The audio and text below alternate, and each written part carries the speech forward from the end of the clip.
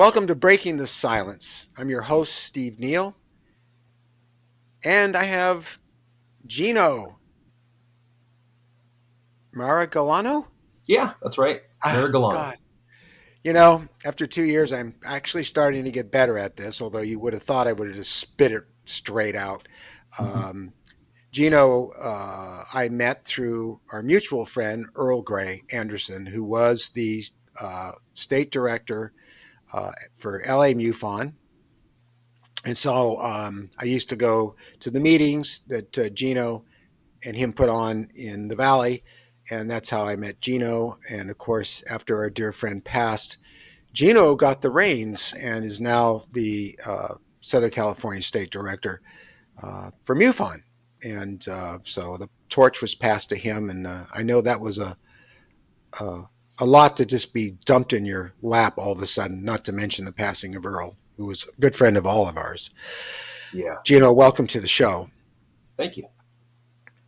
The first question I'm going to ask is, you see, you're a guy that's in the music industry. You're a professional musician, and you actually make a living at your art. I'm not going to call it a craft because it's art. Music is art. It's very important art, one of the most important. Um, what the heck got you into UFOs?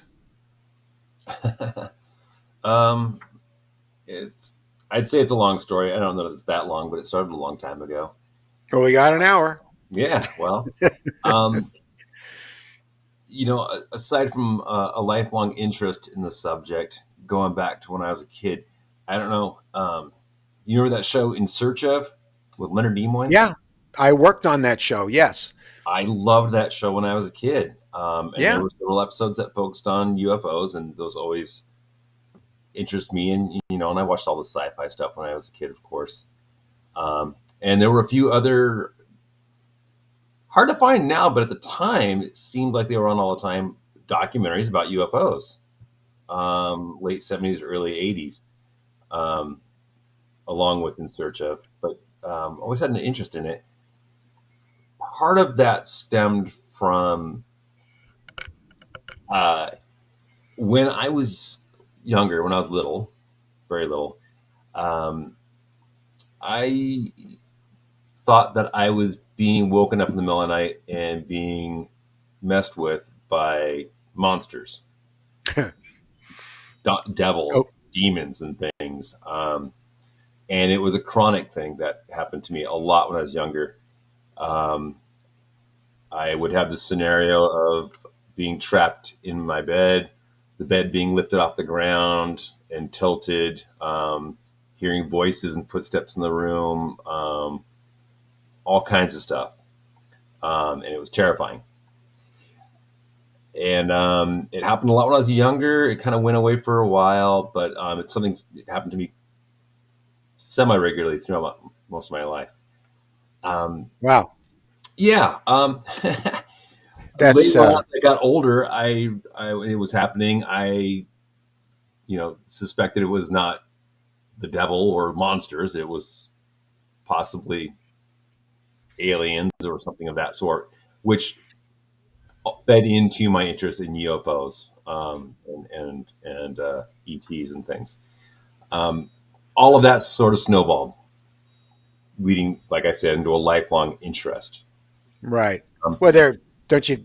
I mean, so many of us, we have this interest going back to, I can't remember a time when I didn't have the interest.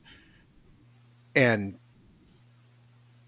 you know, for a lot of people who don't feel they've actually had an interaction with non-human intelligence, but they still have this extreme interest, I'm sure you've questioned, as many have, um, am I involved? I mean, you don't have to well, remember it, but you do have memories of the things that you described that are concurrent with this whole phenomenon. let me finish my story for you first. Sure, please do. This is all going on off and on throughout my entire life, up until I'm going to say mid '90s or so. And a lot of UFO research was basically just magazines and trips to the library and whatever you could find, before, way before internet and all that kind of stuff. In the 90s, along comes the internet, and I was able to find, the early news groups and chat pages that you could find in the mid late 90s, that you could talk to different people about different subjects. And there was a bunch about UFOs and all kinds of different subjects. And I got onto those and started reading, and honestly came across a term I had never heard before, called sleep paralysis. And so, with the help of the internet and a couple trips to the library and asking around a bit, I kind of learned more about what that was, and realized that that's actually what was going on, what I was suffering from. I have chronic sleep paralysis and sleep issues since I was a child. Um, Wow. Going back to when I was a kid, my parents did take me to a sleep study, and I did have issues, with talking in my sleep, sleepwalking, and things of that sort. And I realized that that was actually what was going on. It just my child brain interpreted it a certain way, and as I got older, it became different ideas. Um, I don't think I was being contacted by any aliens or anything. Sure. That did not lessen my interest in the subject at all. If anything, it kind of made me even more interested, and fascinated with that aspect of it. But yeah, no, I don't believe I've ever been contacted in that way. Um, I know that's not always the case for everybody. That's not a blanket explanation for anything, but for myself, No, no, and most people, a lot of people I know did have themselves checked out for sleep paralysis, temporal lobe problems, schizophrenia, all kinds of other mental health issues, and they didn't find anything. So I don't know. It almost feels like kind of relief that you actually found out you actually do have sleep paralysis, because you don't hear that very often. Because, as you well know, that's something that the skeptics slash debunkers immediately go to the minute they hear anything on this subject, and because it their is. mind, It's very yeah, common. It hits all the flags. It hits all the markers. The one thing most people kind of get wrong about sleep paralysis when they do use that as an explanation is most people in their lives experience it once or twice in their lives. It happens. For it to be constant and chronic throughout a lifetime is a little more rare. hmm, Most people get it once or twice here and there, but not consistently over decades. That's my problem, unfortunately. And, yeah, and but at it comes least you on worse know. when I'm exhausted or overtired or overstimulated, different situations like that. It, it tends to happen more often. Um, but yeah, that's when people do use as an explanation, they often leave out that part that, Yeah, it's it's pretty weak nothing but most of the time. chronically is less likely. So, going back to you having an interest from a very early age, what do you tribute, if anything, to that interest? Because I know with myself, um, I'm pretty darn sure it's because I did have that interaction.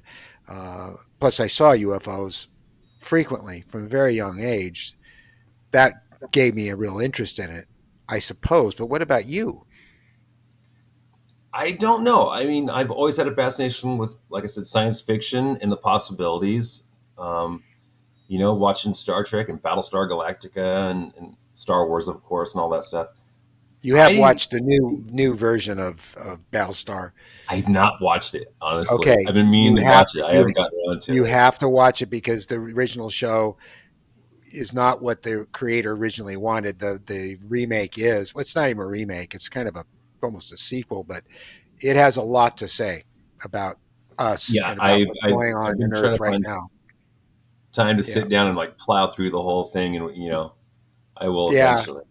But it's I really never made the something. UFO connection though, with that issue until I was much older Right. and had that suspicion. Um, but no, I don't really know. Just the interest, and it's there, the sci-fi thing, and the interest in that, and being a kid of that age, we had all those movies that came, E.T. and Close Encounters and all that. Some of my very favorite movies. Yeah. Um, I was I working was on a just of the lot of correct those. age for media to really affect that interest. Um, Yeah, it was kind of Kind of that. the go ahead. Oh, no, no, go ahead. Sorry. Well, I was just it's interesting that that era sort of mirrored the era of the 50s where I grew up, the 50s, early 60s, with the same exact kind of feel. We had all these great sci-fi films, Planet of the Apes, uh, War of the Worlds, Day the Earth Stood Still, all that kind of stuff going on. And then when us kids grew up, we brought in another era during the 80s and late 70s of more of the same, but of course with better technology and new stories. Yeah, And so your generation was just ripe for it. We just passed that straight on to you, yeah, which is great because it opened a lot of minds. Obviously, it opened yours a great deal. absolutely. And even some of my musical influences, musical tastes, seem to all share an interest or at least a passing fancy with the subject as well. Right. Um, you know, I can name up a million different songs that are about UFOs, and people don't realize they're about UFOs. Oh, me Um, too. Yeah. and or artists that I've always loved that at some point in time in a interview or an overlooked comment here and there mention an interest in the subject, which I'm always tickled to find that out. That's always fun. So many bands from Hendrix to Yes to Neil Young to Jim McGuinn, formerly Roger McGuinn of the Byrds. Yeah, Yeah. Yeah, it makes me wonder about straight. him. Well, little blue green footprints that glow in the dark. I hope they get home all right, Yeah, or blow in the night. That was very early on. And I remember hearing that song. I was in high school. I loved that album when the Birds came out. Great artists, all of them. And, but that song really, really caught my attention and 8 Miles High. yeah. Wow. I was So, always I always come sail away. I always thought was great because when that song came out, and I had to double check this because I thought I was crazy. When that song first came out, that's back when they used to still do radio edits for songs and they'd shorten mhm. songs. That verse of that song was not on the radio originally, and most people thought "Come Sail Away" was about angels and that it was a religious song until you hear that third verse. Actually, it's "Climb aboard my starship and fly away with me," that kind of thing. Oh, I always yeah. thought that was great. Yeah. And even Jim Morrison saying about the crystal ships. Mm-hmm. I mean, it's really embedded, and I think I've found that so many people that have either an interest in this or are involved in this, and you know what I mean by that, are artists, musicians, Yeah, filmmakers, painters, sculptors, people who made monsters for movies like me. Besides the filmmaking I did as well, but visual effects. I mean, I love visual effects. I love bringing things to life that were straight out of the imagination. And so many of us had a deep interest in this. Not all of us talked about it or admitted to it because it yeah. can be I very. had many. Yeah, I had many long conversations with Earl about that because he was a musician as well. Oh About how yeah. many people are in the subject um, that are artists, musicians, songwriters, poets, painters. Um, it's really almost unnerving when you see the what the percentage of people that are actually artists that are involved with this. Um, Well, it kind of makes it's me wonder. a fun Makes me concept. wonder. Yeah, it makes me wonder about the people. Then we do get comments, and I know you know about these comments yourself because of what you're doing with MUFON and what you have to deal with. And you get comments that suggest that they don't exactly suggest, they, in all capitals, tell you that you're dealing with a demonic force. But this same demonic force that they're referring to has had a profound influence on artists around the world. And they've slowly but surely brought to the attention, whether subconsciously or subconsciously, to the world, the fact that we're not alone and that, um, we're not being invaded like in Independence Day. We're being communicated to somehow through these artists. And it's been happening since writers started writing science fiction. Yeah, absolutely. It's very interesting. Um, Yeah. I don't subscribe to the demonic aspect of it. I think that's, yeah, rather silly personally, but I get it. Some people are passionate about that. Yeah. So what's going on with you? I mean, have you seen something? Have you witnessed something that's a UFO? Did you get a chance to have that experience? Honestly, um, I have not. Not really. I always laugh because I love the X Files. It was my favorite TV shows, Oh, it is and a I always great tell show. people I'm like Mulder. It's like it's always happening to everybody around me, and I'm the one that wants to see it the most. But it's always somebody around me that it happens to, and that's a big reason why I got involved with Move On was to find that, to see it for myself, or to find proof, or help other people find proof of it, or to help other people make sense of it, whatever the case may be. That was a big driving force why I joined. But no, I have not. I've seen a few weird things, aerial wise, but to be completely honest, I think they were more military, and not extraterrestrial. Right. Um, the case I can think of that I saw something I was really not sure of, and it was very odd. Um, we put it down to military,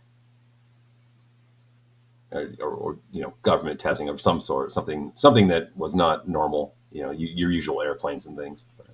Right. How familiar are you with the way government tests aircraft that are classified?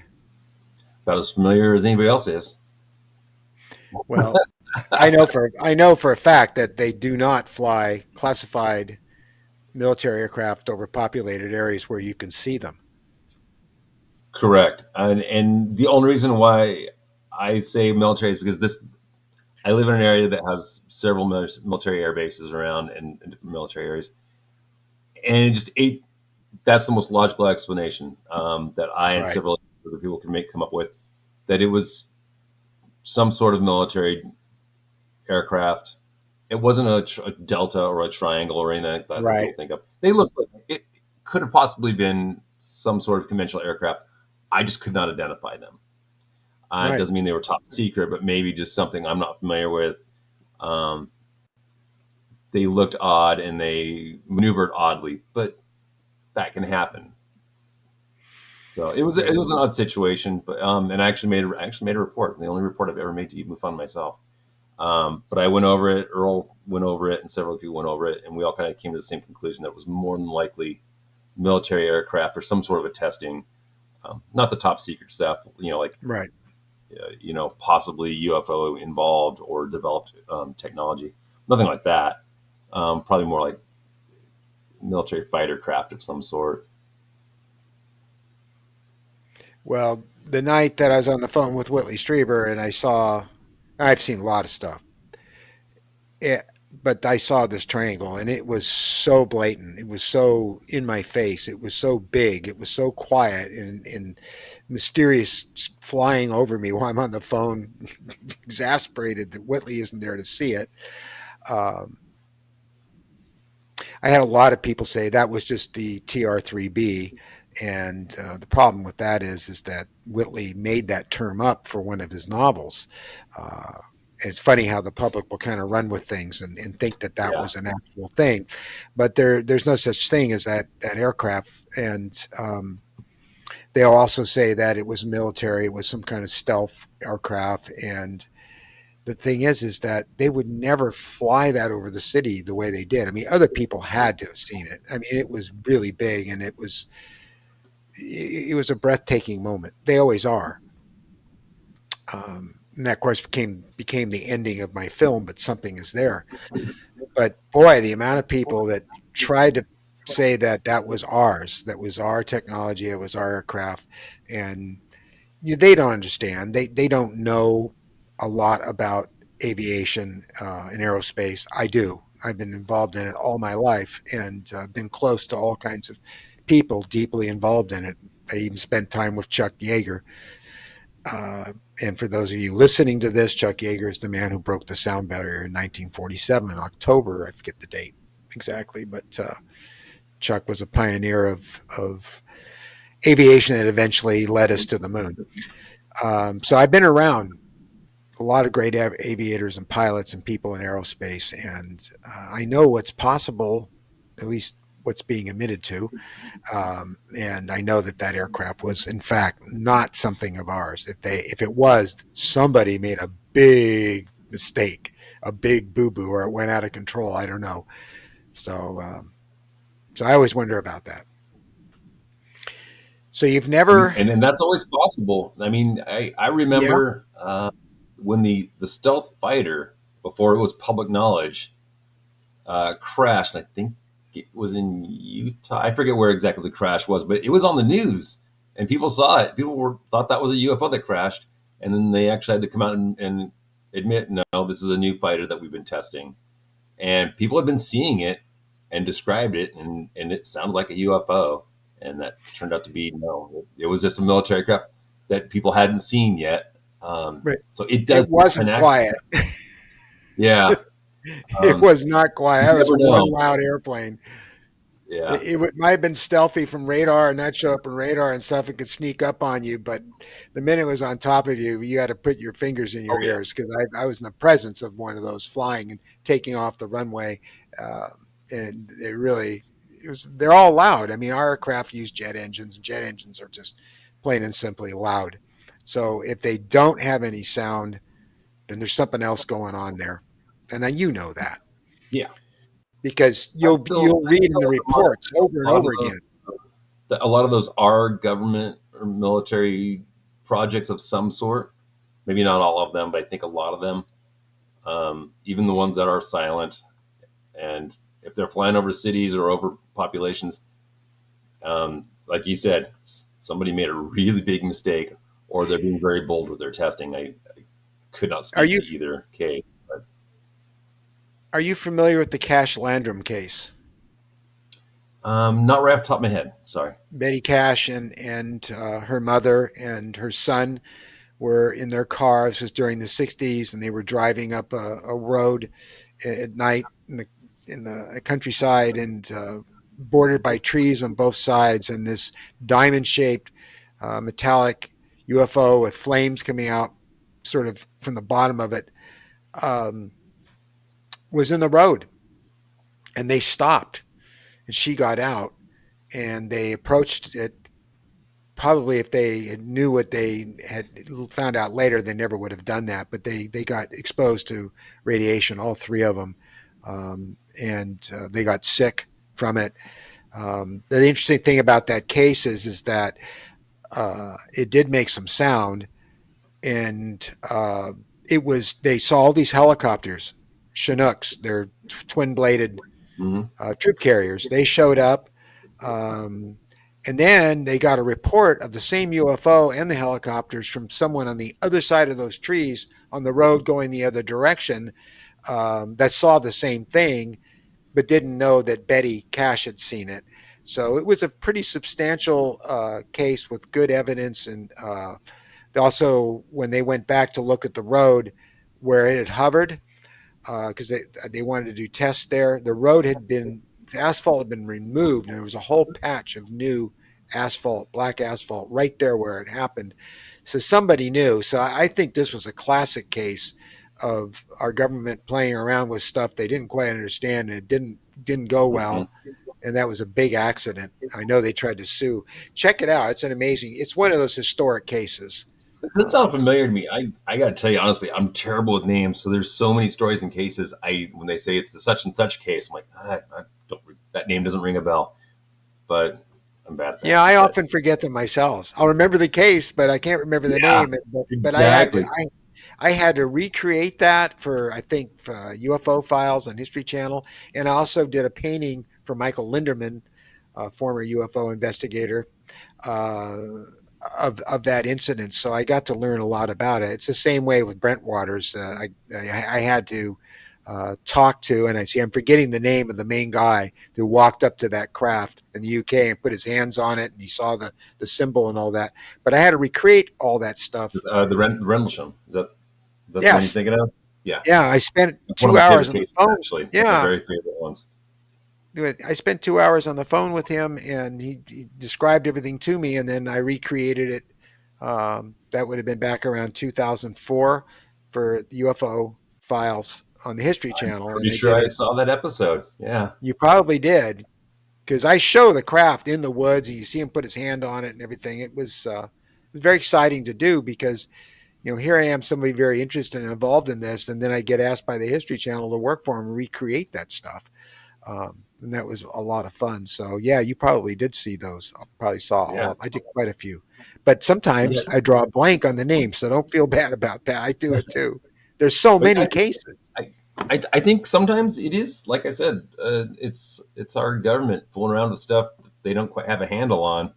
sometimes. Like I said, not all of them, but I feel like a lot of them, you know, it What do you is us doing something silly.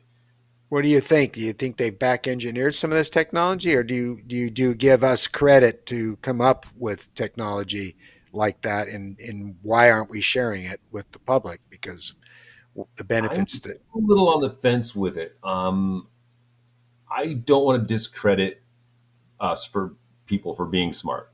I don't want to discredit, you know, people for just having great ideas and coming up with things. But at the same time, yeah, I think we are definitely fooling around with found technology.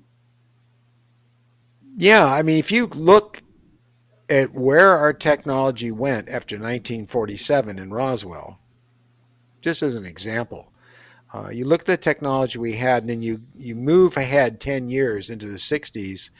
And it wouldn't be too long after that that we had elect- electron microscopes. And of course, by 1970, 71, we actually started having LED type lighting. We started having integrated chips. I remember the first Texas Instrument calculator, the digital watches that lit up.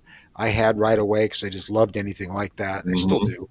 Yeah, Um, Something accelerated very quickly. And so it could just be a coincidence. We just got real smart. Or, technology does tend to work like that. You make jumps, and like I said, I yeah, don't ever want to discredit anyone for coming up with genius ideas. I don't think we got the idea from microwave ovens and microchips from aliens, but I am pretty sure we have, I say we, our government has technology that they've been picking at and trying to mess with to use or reproduce or something. I'm sure that's been going on. yeah. I think X Files was actually, you don't know, but um, I worked with Paul Rabwin, senior producer for X Files, and I knew Chris Carter, and I was brought in Hmm. to X Files very early on when the show hadn't even shot a first episode yet, and had a long conversation with Chris. I was supposed to work on the show. I started working on the show, but then they moved to Canada, so I wasn't allowed to be brought up there by Canadian laws. If they had someone to do visual effects there, which was a bummer. But I stayed in touch with him. Chris Carter is a really nice man, but we had a real heart to heart about this subject, and that show really bears a resemblance to the real thing that's going on behind closed doors. It really does. I don't think the public realizes how much. Hmm. Same thing goes for Close Encounters. Close Encounters is blow by blow based on influenced by actual events. Oh Because yeah, if you absolutely. if you if you pick it apart, and this is 1977 when the film came out, um, a lot of people don't know that Spielberg is actually very deeply involved and very interested in this subject, the same way you are, the same way I am, but he doesn't admit to it publicly. But his first film he ever made on his own, uh, that was done on his, I think, on his family's money or something. It was a college film, was called Dark Skies, and it was all about that. Hmm. Uh, and He of kept course, on. then He held on to that title for a long time. It was going to he, be a title for, I think, a sequel to Close Encounters. He'd had a rough idea for a sequel of some sort, and I think he reused that title in the original draft, at least from what I remember. and it was shut down rather quickly. And then we got ET. Um, Yeah, a ET friend of was, I mine, think, the last chapter or only like a small portion of the story, so they decided that was the only part that he could use and went on and developed that. kind of. I mean, Something like that. They had no, they had a whole script, and already they were in production. They hadn't shot anything; they were in pre-production, and Rick Baker was doing the visual effects for it, creating the creatures, and they were amazing I've looking, seen and some of the they've released a lot of that stuff that you can see the test they were the nothing like drawings of some of the ET. stuff they had. And then they had a big falling out, Baker and Spielberg, because the way Spielberg did it was very abrupt. No, I don't know that he ever gave him an explanation. They just came in, shut down his shop, and took everything out of there, and they said, "You're done." He was not asked to work on ET. They asked Carlo Rambaldi to work on ET. And there already had been a rivalry between Rick Baker and Carlo Rambaldi because Rick did King Kong for De Laurentiis, but there was a few people knew, and I've been privy to all this stuff because of my involvement, that there was a face-off on the gorilla suit used for King Kong. Carlo Rambaldi built one, and Rick built one. They did screen tests on both of them, and Rick's suit won hands down because honestly, being truthful, Carlo's suit wasn't very good. It was kind of embarrassing. Uh, Rick was just a really good artist, and Carlo wasn't as good. I mean, it just that's how it is. So it came as no surprise. But Spielberg had something going on with him, and so Carlo ended up doing E.T. Carlo also did the alien at the very end of Close Encounters, which I thought was pretty good. Um, it was done pretty well. But so there was all that going on. And then so Dark Skies got shut down. No one was allowed to talk about it, and Mm-hmm. we had E.T. But of course now Spielberg's doing another film. I was just gonna bring that up. I'm very very excited to find out more about that. They're So what do being you think? pretty very secretive about it. Yeah. Well, I'm going to talk about it because it's public knowledge, and I don't think the public's really aware of it. But I know Demi Moore was on Stephen Colbert recently, Hmm. and she was talking about that she grew up in Roswell, which is very interesting. And they got talking about that, and she says, "Oh, I'm working on a new movie about that stuff, about Barney and Betty Hill." And then all of a sudden she went quiet after that, didn't talk about it anymore. Interesting. It makes you think, doesn't it? I Yeah, mean, okay, if she's working on a film about Barney and Betty Hill, why haven't we heard anything about it? Is that being kept a secret too? And how many top secret UFO films are being made right now? I I don't mean, think there's. going back a little bit, people always forget another Spielberg production, Taken TV series, Oh yeah, yeah, sure. which I love. I We videotaped every episode when it came on, and I watched it over and over again. It's on. You I can get it love on the two YouTube. bad guys, the woman and the guy. I forget his names. They're fabulous actors. They just played it so well. That was a lot of fun. But that was a great show, and even that one got even touched even more on real life situations, involving Yeah, UFOs and abductions and things. Stephen is very plugged in. Even to the point was there was a character that was introduced on one of the episodes that was a late night AM radio talk show host. It was clearly supposed to be Art Bell. They just didn't use his name. I thought that was pretty fun.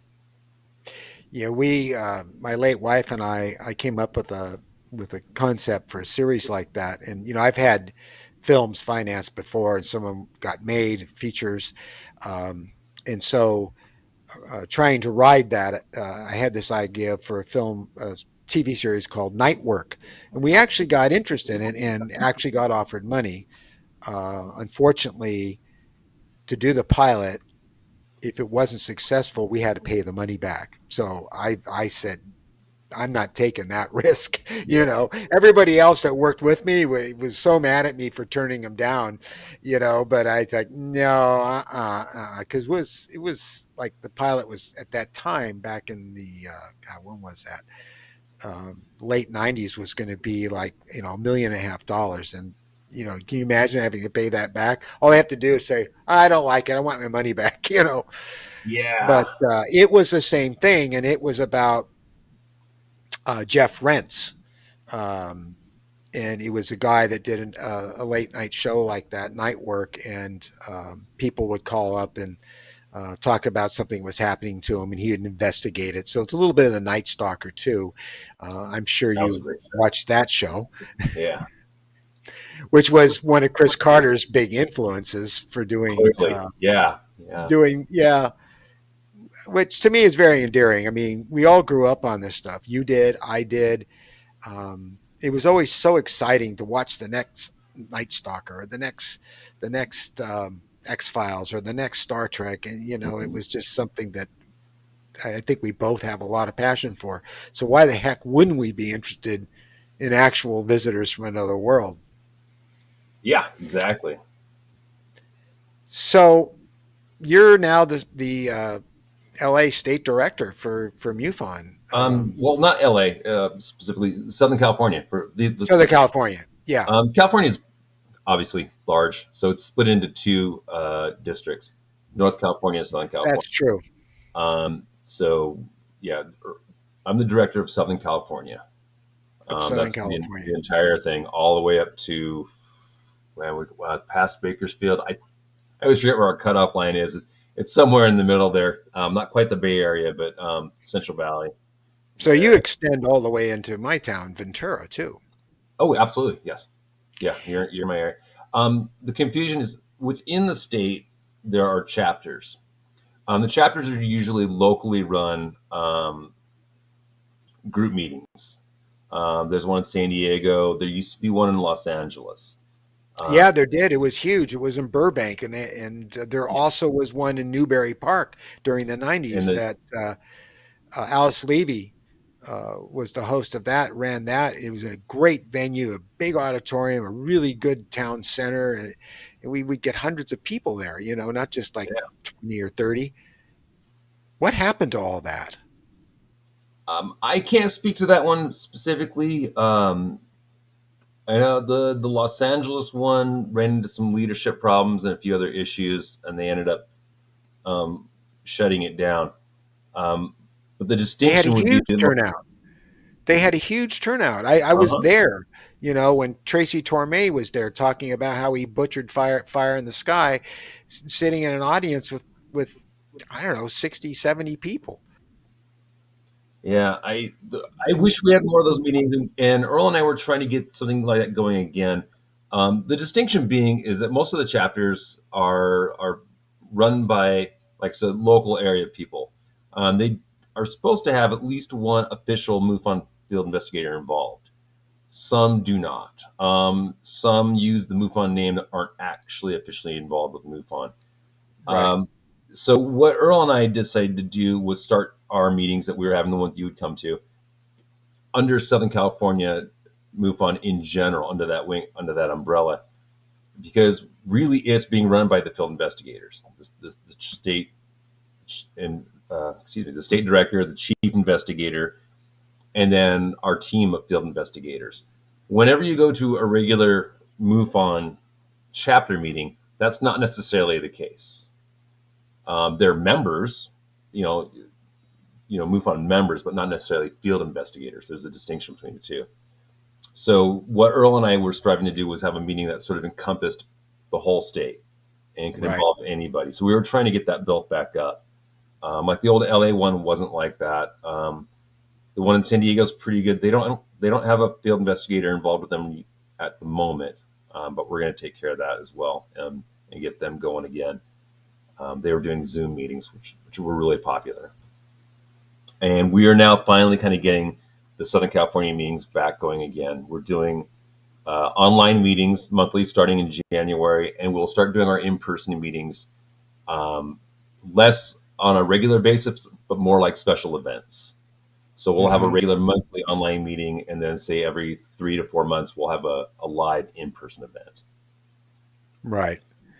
Yeah, I really miss them. They were exciting to go to. And I remember in Newbury Park, Roger Lear came on board. He was a field investigator. I went out and Mm-hmm. investigated with him that famous sighting that happened in Simi Valley, the one that flew over the San Diego Freeway and then the 118 and it went down. We went to the location where it went down. We definitely found where it went down Yeah. and picked up samples and stuff. You could see all the trucks that had been in there. Whatever went down, they removed, but they didn't clean up the area thoroughly enough, and they never do. If you search long enough, you'll find You'll things. find Even the something. vegetation, the way it was splattered in a perfect circle, laying flat, and Roger had it tested at the labs because he was very good at that because he did all the implant surgeries. They found out that for a like nanosecond there was a flash of heat as intense as the surface of the sun right in that very location based on the vegetation that they analyzed. Those were exciting times. I mean, here I am, Mhm. crawling around in a cow field. And we're trying to get over barbed wire fences and stuff to get to this stuff. And Roger's in a suit and tie, looking like J. Allen Hynek doing a speech or something. And here's me with my long hair and my rock and roller clothes. And what a sight that must have been. But uh, it was really something. Roger would, he would climb over, crawl to anything to get a good look at the unknown and try to identify it. So, in fact, you do know about the famous Camarillo UFO that used to show up, and I was the only person to get that on video. Whitley has the video Mhm. still to this day that I shot through a 8-inch Celestron telescope and using that was during the 90s, so I was using a Sony Handycam 8 millimeter prime focus through the eyepiece, but I got it. And I remember Roger saying, "You got to come out and see this thing."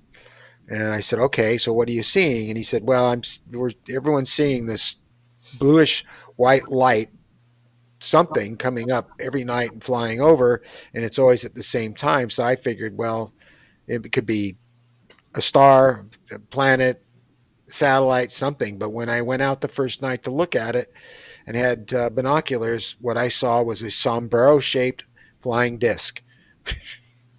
And I made a beeline home, worked all night to set up my Celestron to come back the next day and catch it, and I did.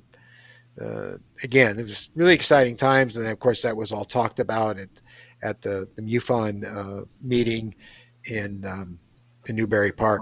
Mhm. So I really missed those days. I mean, online is great. Yeah.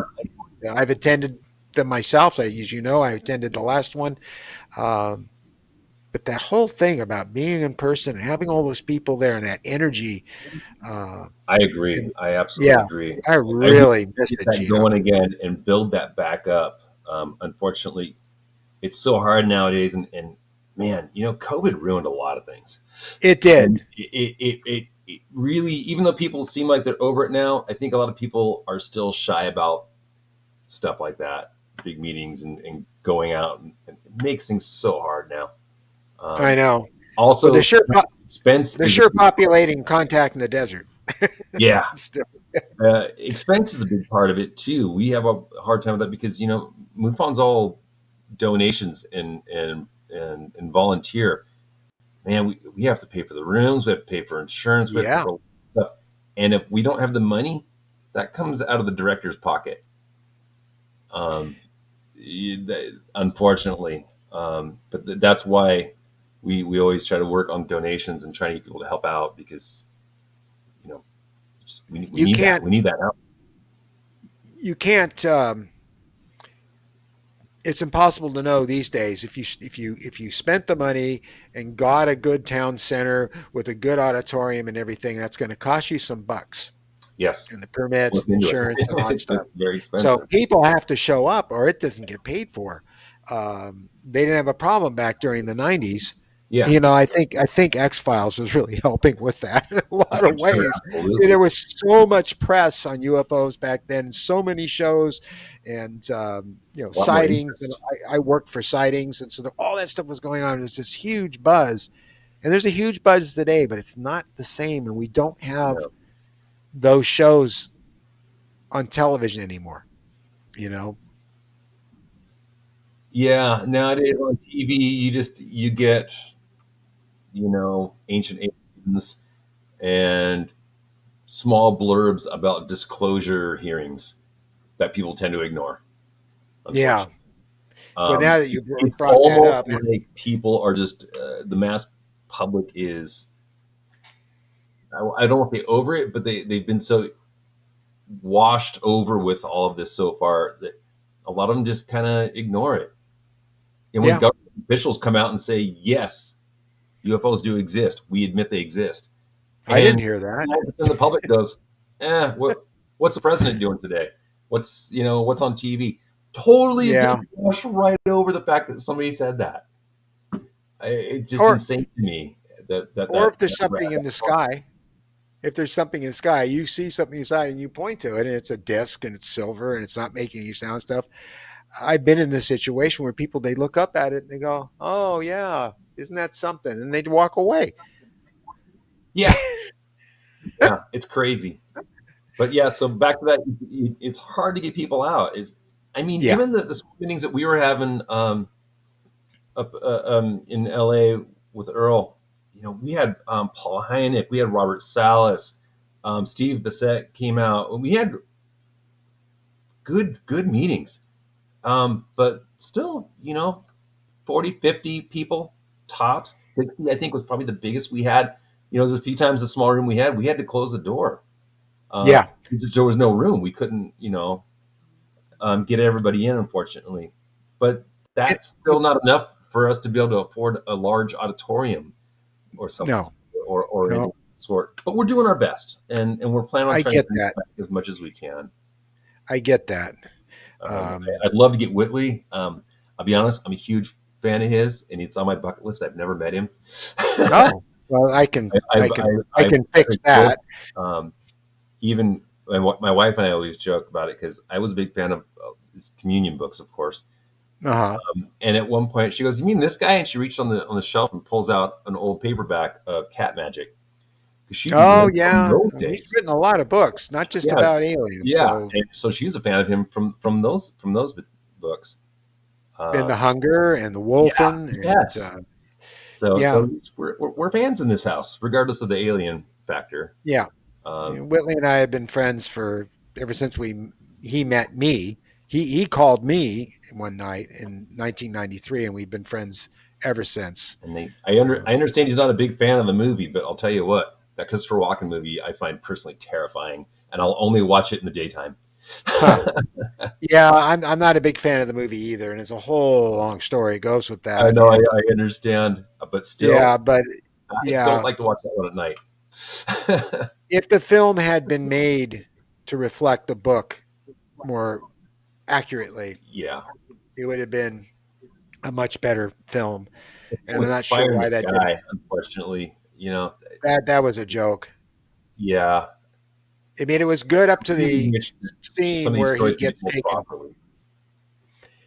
Yeah, that needs to be redone. I mean, they did Barney and Betty Hill. Universal did it back in the 70s. It was excellent. It Yeah, was, I had I just remember that read the one. book and it was like the book on television. I mean, they didn't change anything. And um, it was fabulous from the way it was done to the music to the cast, James Earl Jones, Estelle Parsons. Yep. That was a class act job. And I question how come they left it alone and just did the book?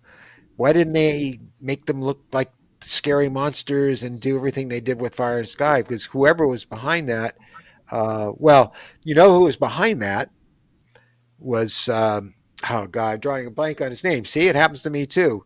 But he was the guy who did The Night Stalker and Barnabas Collins and all that stuff. He must. God, I hate drawing a blank on the directors and the producers, the creator's name, but obviously he had a invested interest in that and did not want to change anything from the way the book Yeah. was done.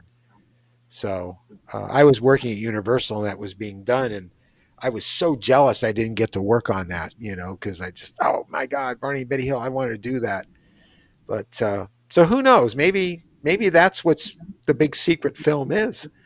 Maybe Demi Moore slipped up. Maybe it's about Maybe. Barney and Betty Hill. I Oh, think that would be fabulous if Stephen. was doing that.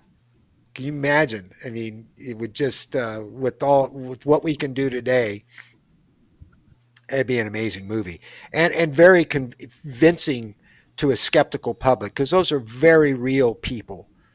They weren't lying. They didn't have sleep paralysis. They didn't. It wasn't a Well, dream. they didn't have That prior. happened. They didn't have any sort of prior programming or information from the media like we do nowadays. Nowadays, No. everybody knows what it looks like. Everybody knows about all of the probes and examinations. That's common in our culture now. That didn't exist then. Do you know who James Oldberg is? I know the name. Yes. He's a I can't think from what. I'm sorry. well. He's not. He's not in what's his name glasses category. Was it Philip Glass? No, that's the composer. That's close. Yeah. Notorious debunker skeptic. But James Oldberg was a representative of NASA. Whenever these stories would come up, they'd have him on TV, and he was really funny because he would always say Barney and Betty Hill could have seen the Twilight Zone at that time, and he referred to an episode, and I know the one he's talked about Oh, I've heard where that the argument before. Yeah. where the town storyteller, and it was Chill Wills that I'm going to tell this story, but he actually gets abducted by aliens, and yeah, they kind of had black eyes and stuff, but he tried to say, he didn't try, he suggested that maybe they had seen that and that influenced them, and the whole thing that happened to them was a fantasy based on what they saw from the Twilight Zone episode. And then there's this long pause, and he says, but I just don't know for sure. Maybe it did, maybe it didn't. Which set him apart from all the. That's a true skeptic. Yeah. The other ones say, "Oh, that's exactly what it was," and no. But I always he always cracked me up. I didn't dislike him because he was always honest about not knowing for sure. So if you're going to be a skeptic, at least do that. At least say, You I know, think it could have been that's this, kind of how but I am too. With a lot of things, I even stuff that like if I'm naysaying anything or giving alternate possibilities, I'll always give the caveat that I don't know for sure. yeah, we weren't I can't there. I can't say for without unless I have clear evidence one way or the other. There's always that margin of what if. You can't say for sure. I can say, given information, this is most likely ABC, whatever. It is more than likely this. I'm going to say it's this, but I'm going to leave this caveat. I don't know. I'm only 89% sure. Yeah, but then there are some cases where, I mean, if you've done as much research as some of us have done on these cases, like the Pascagoula case, um, Philip Mantle and Dr. Irena Scott did the most exhausting, uh, decades long investigation of that case, and they're still doing it. The Yeah. evidence is overwhelming. It is the very facts that the skeptics ask for, the very hard evidence they're asking for, is there if they care to look. That happened, and as 50 more witnesses have come forward recently that are finally brave enough to talk about what they saw that night, and they saw it. They saw the craft. Another woman was actually, uh, as it turns out, was the prime target, and they weren't. Charles Hickson and there we go, drawing a blank again, and Parker weren't the main target. As it turns out, it was this woman and her husband. Um, it's amazing. They keep on turning more and more information. So some Hmm. of these cases are very, very solid. I think that Barney and Betty Hill was very, very solid. Uh, but there are more. I mean, Yeah. about Lonnie Zamora. Um, that's one of the I, first cases to get. Go ahead. I was gonna say I wish more effort like that was put into the Phoenix Lights. To be honest, that's one of my favorite cases. Is it? Again, yeah. Uh, it- the stuff we saw in the news, those were flares. Period. I know. But Well, that's you saw the. but that's not what all the reports were. people weren't reporting the lights over the mountains. That's what the news wanted to say it was. I've seen flares. I know. I saw that immediately. I'm like, that's not. Those are military flares. And as That's they dropped easy. behind the I've seen mountain, them. they disappeared. As they dropped behind the mountain, I've one by seen them one, in they person. I disappeared. mean, but that's not what the reports were. That's not what. However many. I mean, it was hundreds of people across Phoenix reported seeing that night across the town. Had nothing to do with that. And It there's, was a in boomerang. my opinion, not enough research done on that one. I, No, it was an enormous boomerang that was, some of the witnesses felt was a couple miles across, and it was at dusk, so they could see the outline of it. There was the truck driver who stopped. There was the baseball, the the police were little getting league reports of it. baseball, whole Yeah, neighborhoods, and all across they town, and the reports all match up timeline from one side of town to the other. The reports were coming in consecutive order as it moved. and then the Air Force got out there and started dropping flares. Yeah, look over here. Yeah, And so and you know there it about is. the one investigator that found the exact spot that the famous video was shot from. He went to that location, set up a similar camera, same angle in the daytime. He overlaid the two films, and you could see how the flares, because you could, at night in that film and that footage you could not see the mountains there, Right. but the way he overlaid it you could see them, and you could see I've the seen that flares footage, dropping behind it. Yeah. but I mean, just some common sense. Like I didn't need that. I mean, No. they're very clearly flares. I've seen flares in person that look just like that. And I've said, hey, look, it looks just like the Phoenix Lights. Phoenix Lights. Yeah. But yeah, that one always drove me crazy. That it was a thing, and then all of a sudden, kind of got hand waved. And I Well, know that's some how it people works, bash about Gino. that You one. know that. I wish it was a little more high profile. I wish somebody would pick it up and really run with it. Um, I would if I lived in that area and I had more. I could get in hands on. I would probably do some more. It's like the thing I saw that night. No one else reported it. It was big. You couldn't have missed it. But in general, there's a reason that movie was called Don't Look Up, because a lot of people aren't. But Yeah. I think more are today than ever before, because you got average citizens, whatever that is, getting incredible videos. Do you keep up with the amount of videos that are being released on YouTube? They're not all AI, not by a long shot. They're just I regular honestly, folks. there's so many, and people send to me constantly. I try to as much as I can. Um, a lot of them are people making stuff. A lot of them are fake. Some of them are not. But yeah, there's so many. I can't keep up. People send me stuff all the time. I will tell you this: if it's on TikTok, I tend to ignore it because Robert and I end up being so. Um, but there's a lot. It's really hard to follow.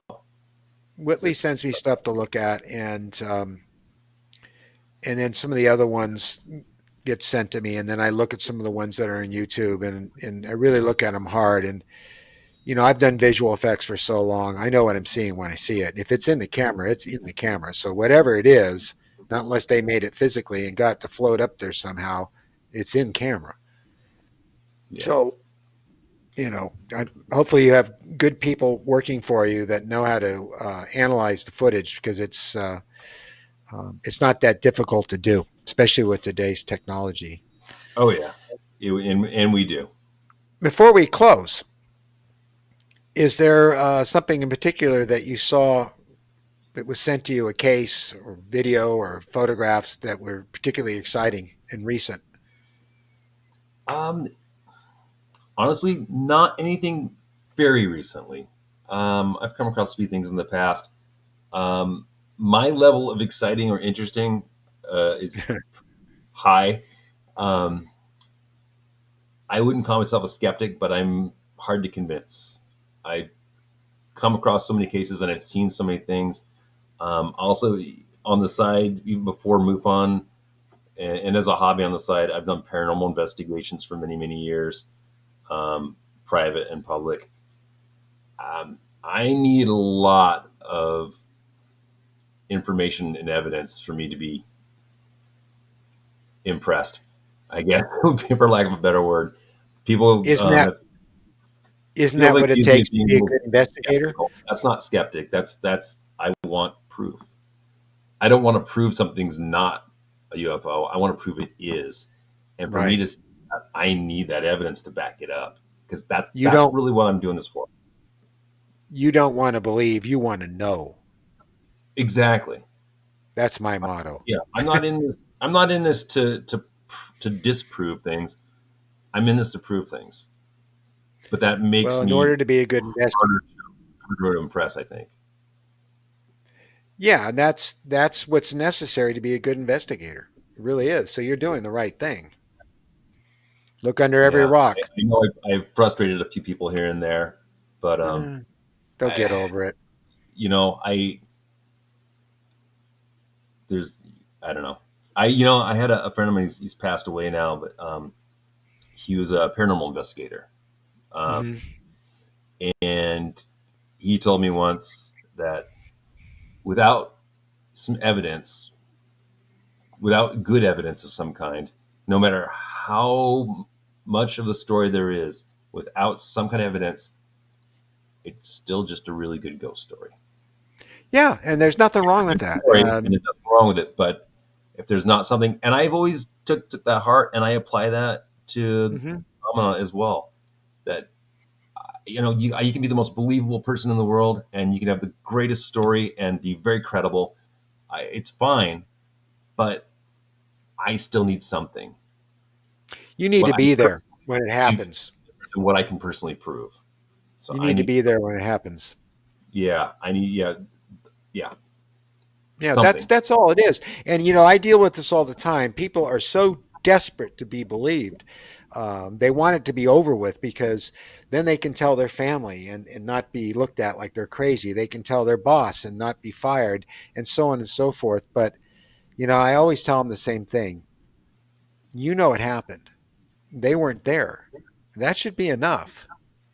It really should. And just, you know, go through life and share Oh it with yeah, people you can trust. people But make until, reports to me all the yeah, time with things that it's. I'm happy to listen, and right. I'll give you an ear. But if you wanted me to make an official report and put a stamp on it that says, here's the explanation, I can't. Well, the next time I'm Right. on board, I'll try to grab you an ashtray. Exactly. I can't. I love it if And you guys. video evidence is useless as well. It really is. It doesn't matter how good the video It's is. got a really good video, especially nowadays. It's got to be very good. But yeah, if you got an abduction story, it's great, but I can't do anything with that. What do you think about the implants that Roger Lear used to remove? I was there with Whitley watching them being removed almost every time he did one out here in Camarillo. So um, they weren't evidence either. No, honestly, again, that's another thing. Like I really want to be into, but I need more personally. I mean, most of all the analysis on him and stuff's in a book, and it can't be verified because after he died, everything that could verify it disappeared. But I Yeah, do know that the implants had nanotechnology in them, nanotubes, which was something we didn't have. Correct me if I'm wrong, people. Back in the '90s, the early '90s, um, the fact that there were human nerve cells fused with the metal was particularly interesting. There were a lot of things that were not normal in any way, shape, or form. But it went nowhere, and now no one's doing it at all, and it's all been kind of swept under the carpet, just the way no one looks into the Phoenix Lights anymore. yeah. Nothing tells me, and I'm sure you agree with this. Nothing tells you more that there's something to this than how much it's been covered up. If it's a cover up, yeah. Yeah, and it has been. Gino, thanks for being on the show and thanks for Thank you sharing. for having me. It's I it's really it's great appreciate it. having someone like you on because you don't have the experiences. Mostly what we have on is people have the experiences, even investigators that have them themselves, but you're neutral. You want to You don't want to believe, you want to know, and you're out there for the people it matters so much to, for this subject to be understood and believed, trying to bring that to the public. And for that, I thank you. I appreciate that. Thank you very much. You bet.